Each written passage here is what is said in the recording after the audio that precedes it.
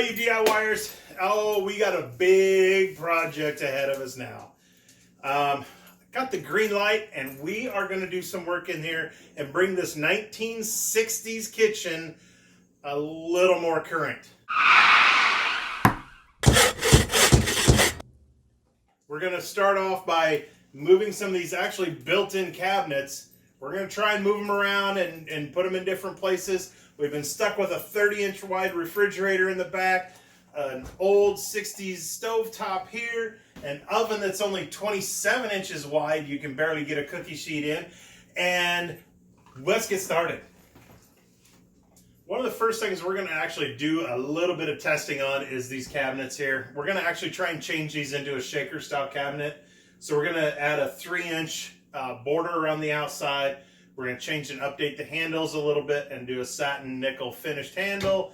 And we're going to see how those turn out. We're going to do some painting on them. We're going to do some faux painting on the base cabinets. We're going to do those in a blue. We're going to do the uppers in a white.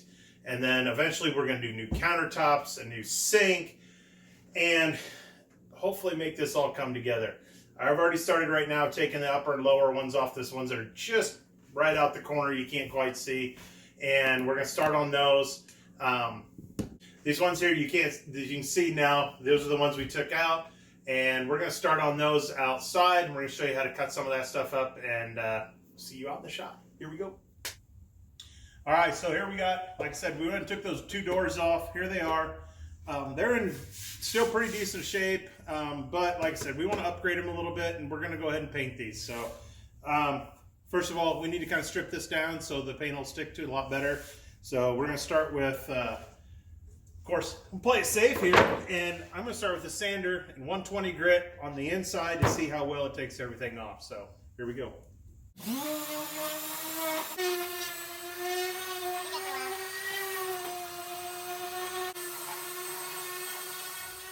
Alright, so actually we ended up using 80 grit on here to really knock it down a lot faster. Like I said, we're putting paint over the top of it, so we just need to get something good that the paint will grip all to. But sanded and not sanded, this is the original one right here. So definitely makes a difference. It doesn't look too bad just like that if you just put a coat of poly on it. It's not too bad looking, but we're still going to go ahead with what we're planning. So I need some more sanding to do, and then I'll bring back and I'll start showing you how we're going to put on the pieces on the outside for the shaker cabinet. So be right back.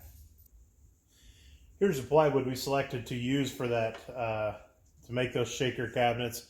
Just 1/4-inch plywood, and we're going to go ahead and cut them. Set the table saw here at 3 inches off. Got our guard on. We'll go ahead and cut these for 3 inches wide.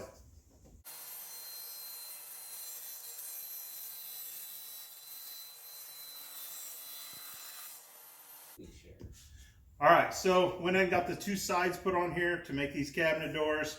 Got the piece cut here for the bottom. All we're going to do is we're going to put a little bit of glue on the bottom.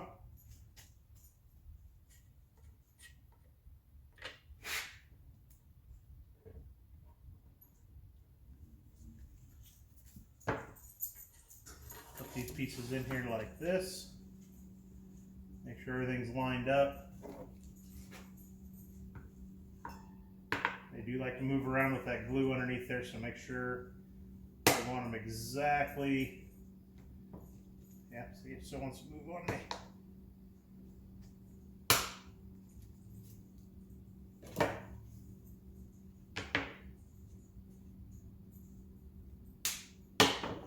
There we go. They're just using brad nailer then, nail them into place.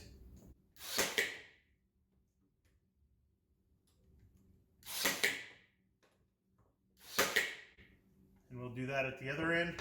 Then we'll probably use some nail filler. We'll fill these in, give them one more sand, and then we'll start putting some paint on. So we'll get on that next.